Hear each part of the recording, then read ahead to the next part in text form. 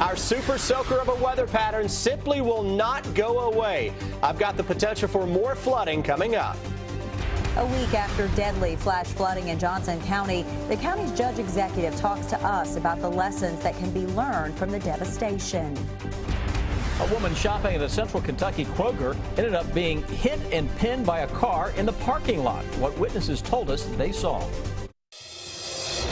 Tracking, alerting, protecting. WKYT News starts now with First Alert Weather.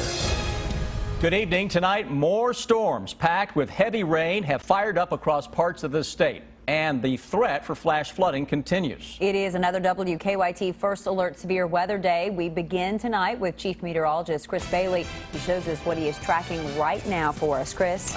Give you one guess, guys. Thunderstorms are out there, especially across southern and southeastern Kentucky. Don't let the dry radar to our north and northwest fool you, though. Some thunderstorms will begin to blossom here as the evening wears on. Let's take you into southeastern Kentucky, where these thunderstorms putting down a lot of rain in a short amount of time. Jackson into Leslie County, the Hyden area, and now moving into the downtown hazard area. Strongest storm is just to the south of Jackson. Some flood advisories are out for those particular areas of southeastern Kentucky. Now we're getting in on a little action north of London into the Laurel County area, but look at the Lexington Metro. Nothing that is out there. Let's broaden the view out a little bit, see what kind of mischief we can find to our west and northwest. All of a sudden, a little bit of thunderstorm action trying to pop here across southern sections of Indiana.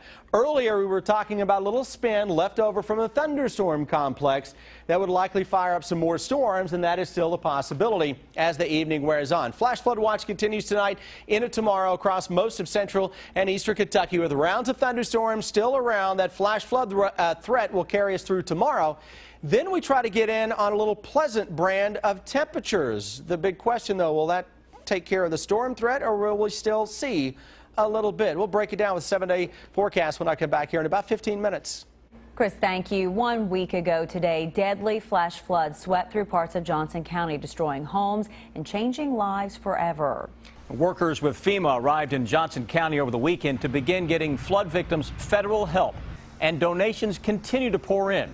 Tonight, Miranda Combs talks to the Johnson County Judge Executive about what lessons can be learned from the flooding. It's our top story at 6. The water has receded. The only thing that's back to normal. I mean, you can see the trailers like go right into each other. I mean, Josh Mullen's family lived in these, what were homes along a creek bank, now mangled shells stuck together by the storm. His brother took these pictures. Timestamps show how fast the flooding happened. I mean, you had barely time to blink how fast it was. 5 minutes, it just everything gone, and the trailers are going into each other and bank, and yeah.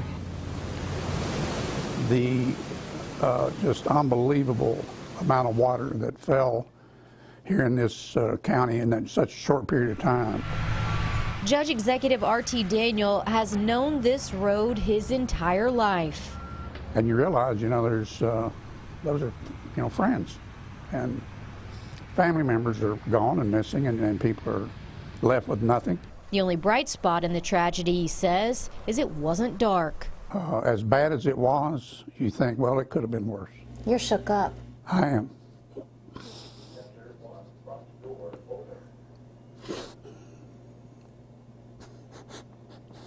It's the last piece they got of memory of whatever there's in their house.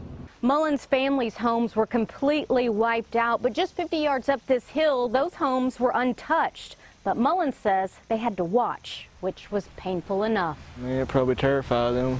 They've seen a lot there. They've seen a lot, but they've never seen anything like that.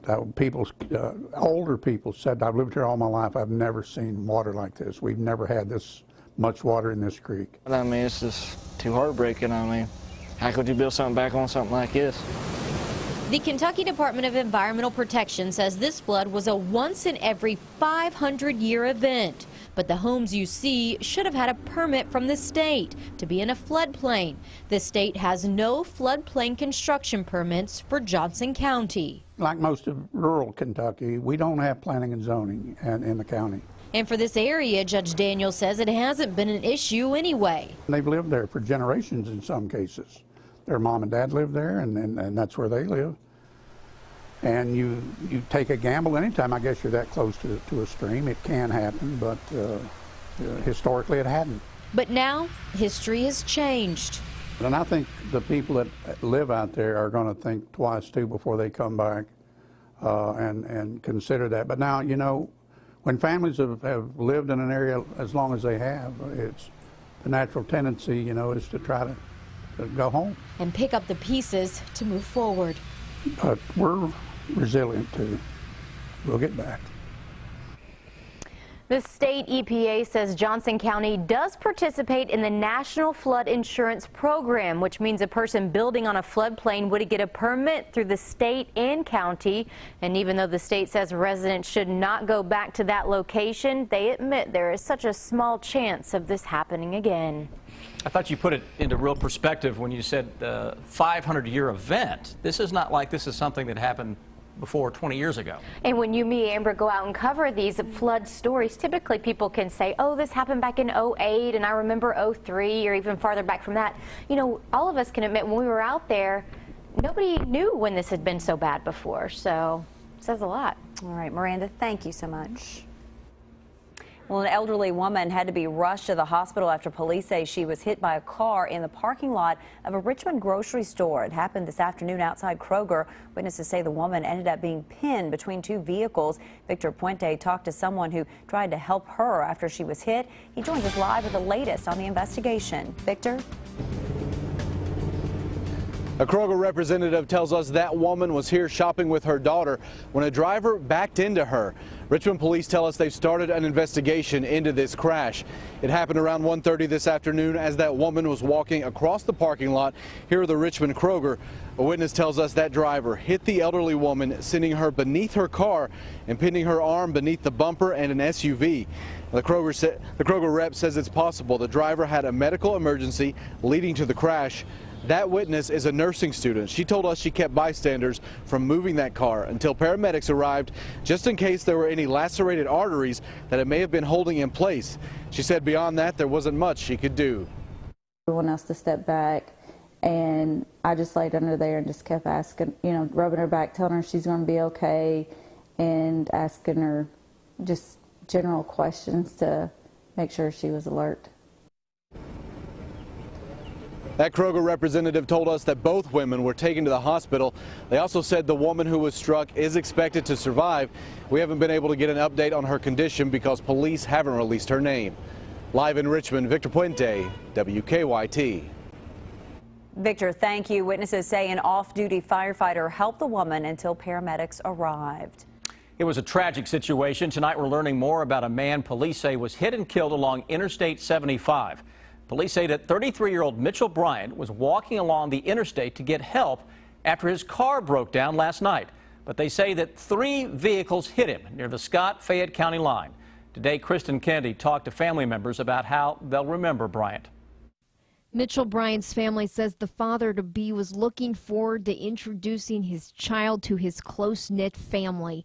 Stepbrother Billy Wright grew up with and looked up to Bryant. Didn't know any strangers. He was a good, outgoing person. I mean, he always had a smile on his face, and he always wanted people to be happy when they was around him. News of his death has hit his gym family hard, too. James Mond runs Quicksand MMA. He was never, you know, shy to anybody. We have a lot of people from other gyms coming in to train, and I mean, he always took up with them very easy and welcomed the new people into the gym. Sunday night, Bryant was heading south on I-75 and was near the 120-mile marker. Investigators believe Bryant's car broke down on the interstate and he was walking to get help when another driver hit him. Police say another 2 drivers hit him before help could arrive. It's horrible, and you know, his family's in my prayers. Mon was expecting Bryant in class Monday night. Their close group wants to help Bryant's close family in this difficult time. We're all still in shock right now, but you know, I think we can get through it. You know, we ask for everybody to pray for us and help us get through this, and I think we'll manage. In Georgetown, Kristen Kennedy, WKYT. The family plans to make funeral arrangements tomorrow. They're working with Tucker, Yoakum, and Wilson Funeral Home in Georgetown. Today, a federal judge heard more arguments as a hearing for a lawsuit over marriage licenses resumed. And the woman at the center of the lawsuit, Rowan County Clerk Kim Davis, took the stand. The ACLU sued Davis after she stopped issuing marriage licenses because of the U.S. Supreme Court ruling legalizing same-sex marriage. Davis cites her religious beliefs as the reason. Sean Moody was at today's hearing in Covington. Today, Rowan County Clerk Kim Davis told an attorney that she doesn't intend to issue any marriage licenses at all for the remainder of her term. She took office in January. Jesus, Jesus, Jesus. It was pretty lively outside the U.S. courthouse in Covington. Through the night with the light from above. Supporters on both sides waited on the sidewalk while Rowan County Clerk Kim Davis testified inside. That she should not have to go against her conscience and against her religious beliefs in her position that she's in. She has the job of being impartial, and she is establishing religion as a government official, and that is not proper. In the courtroom, Davis was on the stand for about an hour and 20 minutes. She told the judge she wouldn't issue any marriage certificates because to do so would mean that she approved of same-sex marriage, and her religion wouldn't allow her to do that. She said the First Amendment gave her that right. The plaintiff's attorney disagreed. That if you apply her conception of the discretion that a county clerk has in office to its logical conclusion, the simple fact of the matter is that anybody can deny anybody a marriage license anytime they want to based on their own personal religious beliefs. Davis's attorney said the plaintiffs have come to hearings in Boyd and Kenton counties now and could have gone to another county for the license. This case is not about these plaintiffs' desire to get married.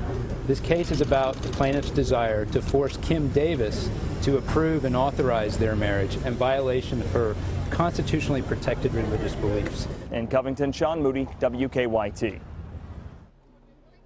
The judge said he expects to come back with a decision the week of August 11th. Part of a busy Lexington road will be shut down for the next 2 nights. In 6 minutes, how it's part of a major project. A little dry across parts of the area for now, but additional thunderstorms now beginning to develop to our northwest. We will track those into town, and I'll show you just how wet we have been. Wait until you see the numbers after the break.